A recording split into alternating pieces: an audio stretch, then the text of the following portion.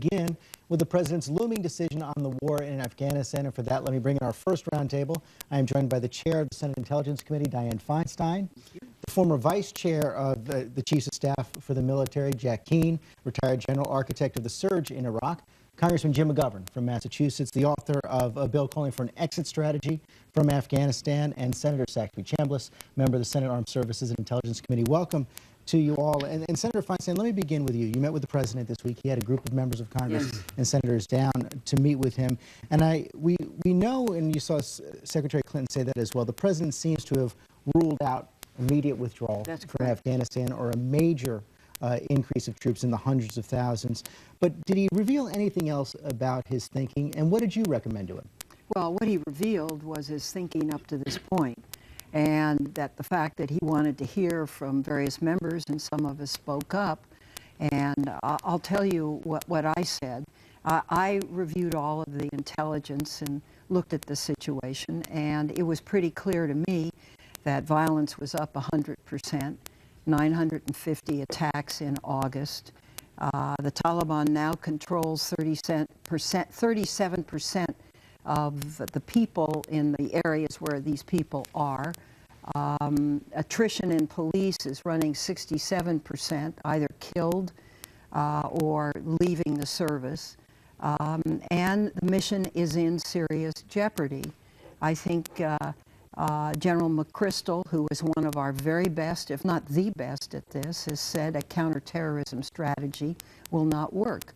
The president said to us very clearly, just as you said, George, we will not pull out. Now, if you're going to stay, you have to have a way of winning. The question is, what is that way?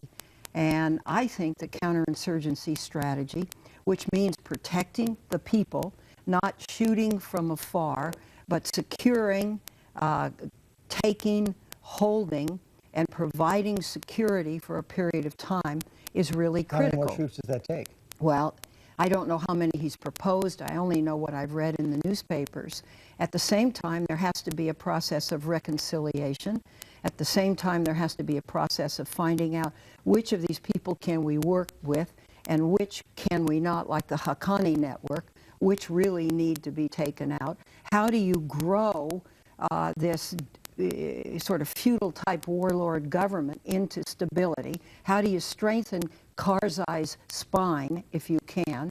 And I think those are all questions that have to be put together into a strategy. A lot of questions there. Senator Chambliss, does that lead you to believe that the president should approve General McChrystal's request now? I don't think there's any question where he's going to have to. And I think it's the right thing to do. He sent General McChrystal over there in the spring and said, you go see what it's like on the ground, give me a report, and let's devise a strategy for going forward. He's done that, and Diane's exactly right. It's a very fractious government over there. It's a lot of corruption within the Karzai government and not much stability. But if we're going to move forward, we've got to do two things. First of all, we've got to think about the civilian side and what we're going to do with that government from the standpoint of trying to help the Afghan people clean it up. In order to be successful at doing that, then we've got to quell the violence. We've got to slow down the Taliban. That means prevailing militarily. That's where the additional resources in the form of troops come in.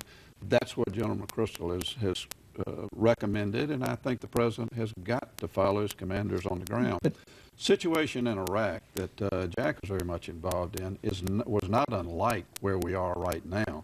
The Iraqi government was very unstable. The violence was up. We stopped the violence for the most part, and then you saw people have confidence let's get into that, and I want to bring General Keane in on that because you were very involved in the surge in Iraq. But there are differences as well. As unstable as the Iraqi government was, the Iraqis did have a history of having a strong central government, number one. Number two, the surge, as far as I understood it, led you to a situation where you had about one American soldier for every 100 or 125 Iraqi civilians. Here, even if you approve General McChrystal's 40,000, you're going to be at a 1 to 200 ratio. So even if you approve this, will there be enough for a full counterinsurgency strategy, as Senator Feinstein was talking about? Well, first of all, you don't have to do the counterinsurgency strategy in the entire country. The South is really the center of gravity of the Pushtun insurgency and also in the east. So there are areas where we can focus. The problem we have is we know what the defeat mechanism ultimately is. It is the Afghan National Security Forces, just as it has been in Iraq with the Iraqi They have to security. take the lead. They eventually will come in full play. The problem is they're too small, George. Right now we only have about 200,000, and most who look at this, to include the generals, believe we need about 400,000. If that's the case, we can't get there until 2013, 2012 at the earliest. In the meantime, to put the counterinsurgency strategy in play, we need the additional U.S. forces. That's why this issue now is so pregnant in terms of timing, because we cannot wait for that strategy to take hold. Let me bring that question to Congressman McGovern. You and 99 other members of Congress have called now for an exit strategy. You want that exit strategy by the end of this year. Does that mean that you can't accept more troops now as a component of an exit strategy later, if indeed the final exit strategy means you need Afghan forces built up? Well, I think adding more American forces to Afghanistan would be a mistake. I think it would be counterproductive. And I think there's a strong case to be made that the larger our military footprint, the more difficult it is to achieve reconciliation. And quite frankly, it's been used as a recruiting tool by the Taliban.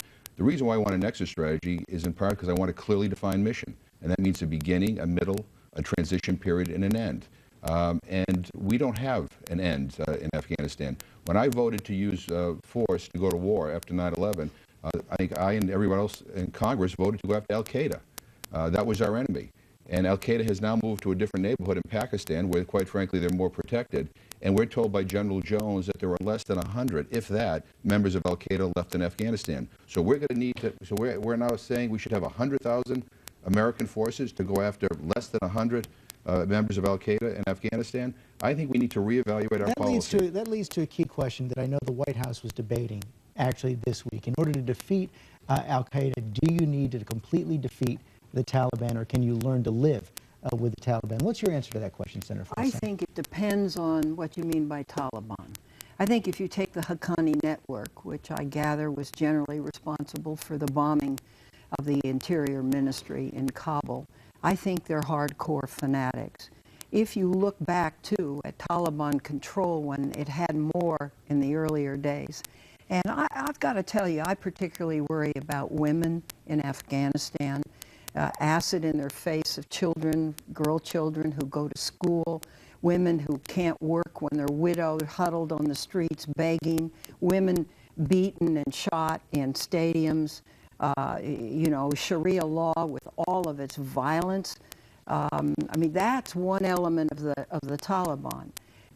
I think we need to look for those warlords that we can work with, those Pashtuns who want to work for stability, for good, solid governance. I don't think we can make the country into a Jeffersonian democracy, but I do think you've got to stabilize this country. You leave this country, and the Taliban are increasing all of the time. They're taking over more. It will have a dramatic impact on Pakistan one day. I really believe that.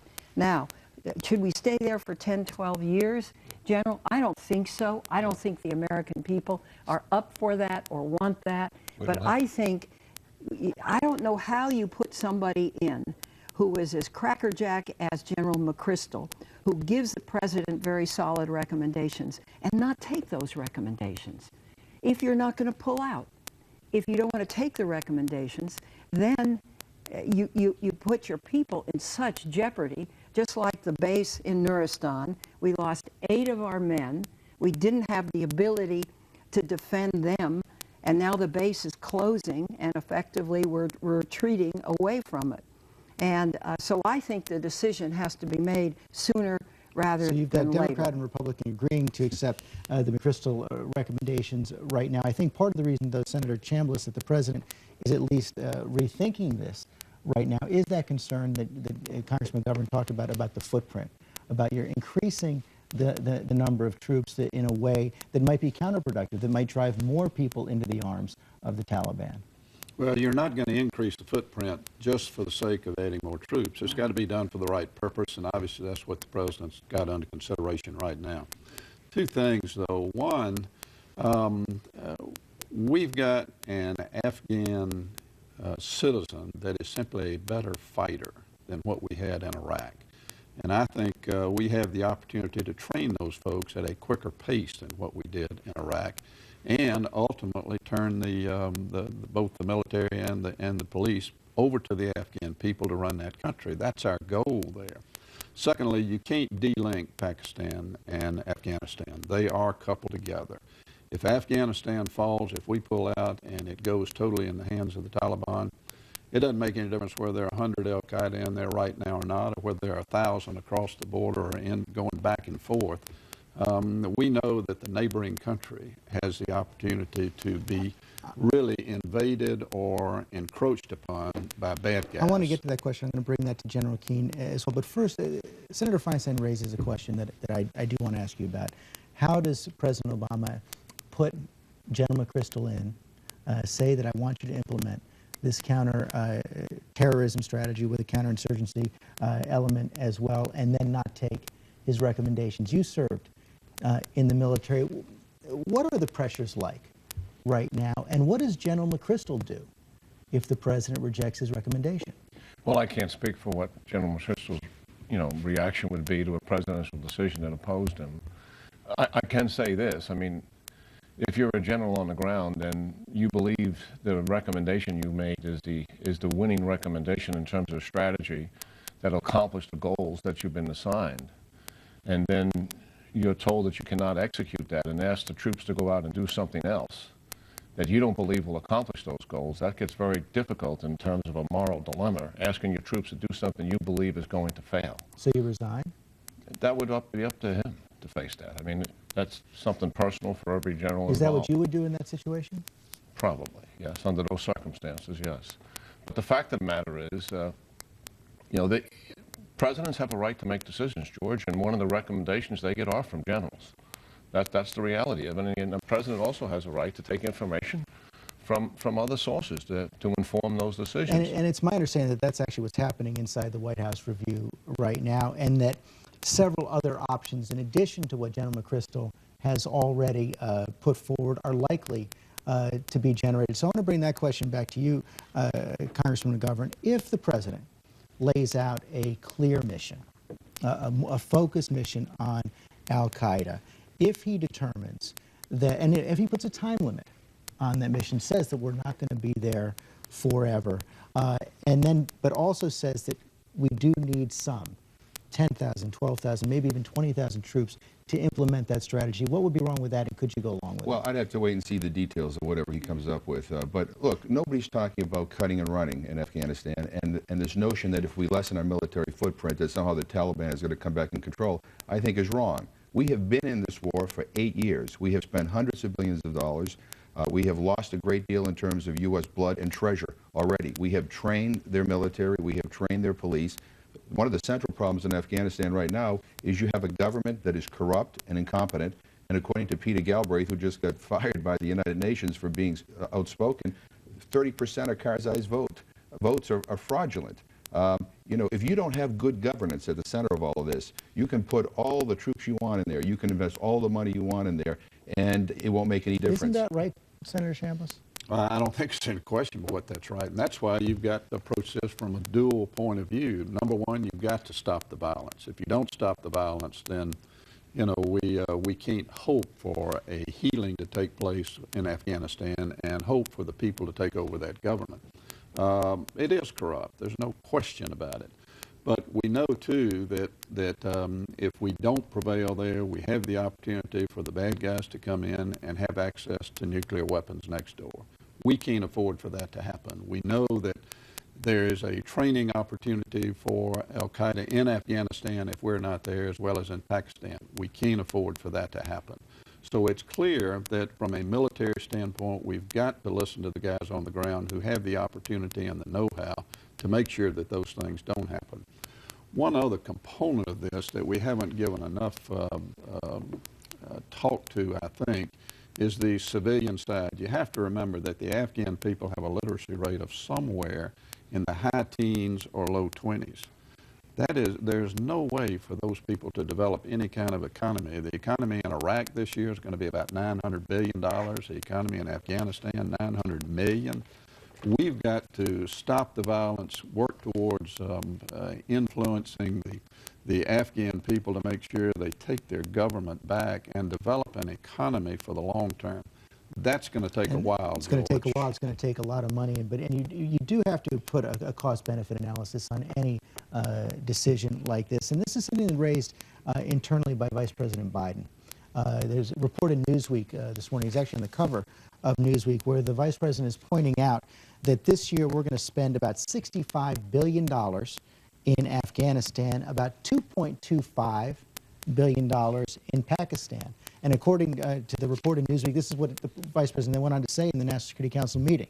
By my calculations, that's a 30-to-1 ratio in favor of Afghanistan. So I have a question. Al-Qaeda is almost all in Pakistan, and Pakistan has nuclear weapons. And yet for every dollar we're spending in Pakistan, we're spending 30 in Afghanistan. Does that make strategic sense? What's the answer?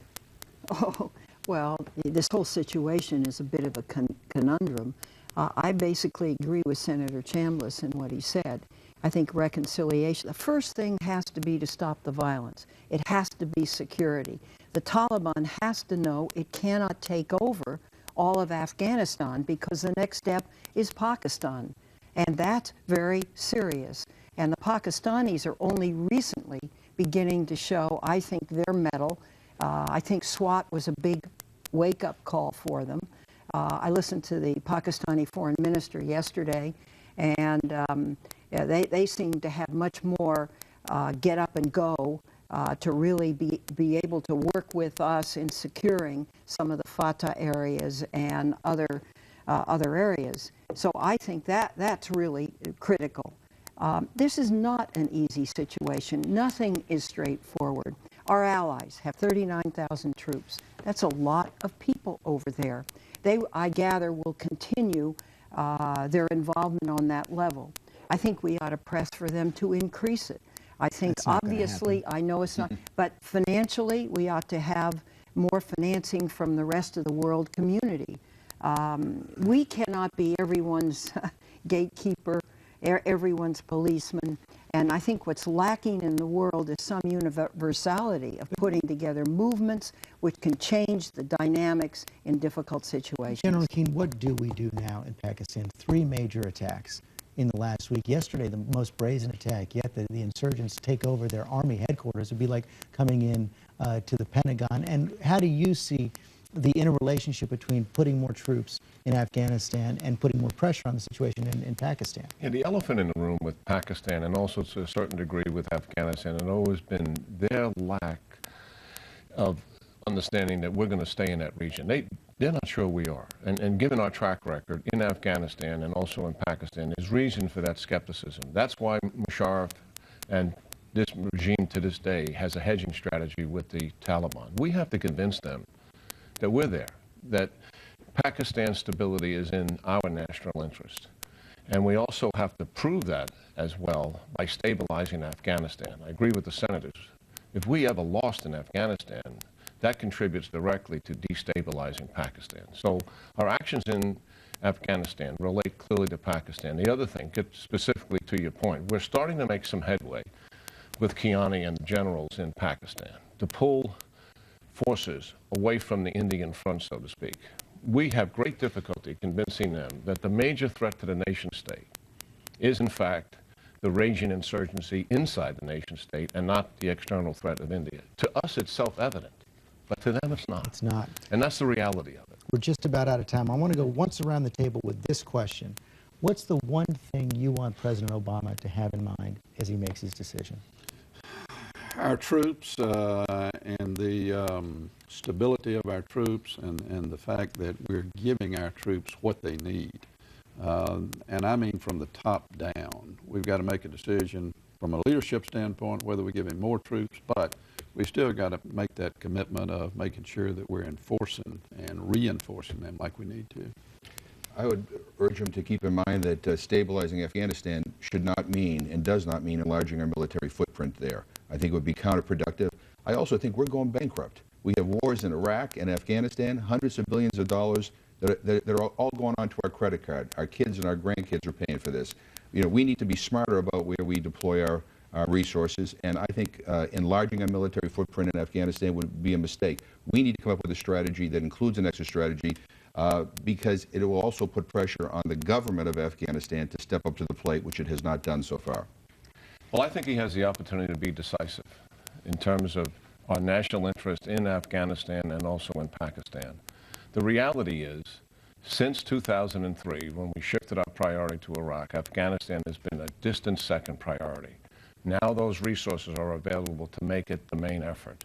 And that we should do. And that's what I mean by he now has the opportunity to be decisive, to control the outcome in Afghanistan. And we can get the outcome that we desire. He said we're going to stay.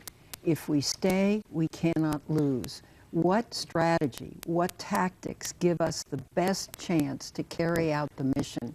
And the mission has to be to stop the violence and secure the country and see that you have an honest government that can begin to take care of its people. And to me, that's the plan. Thank you all very much. Difficult problem, very enlightening discussion. The round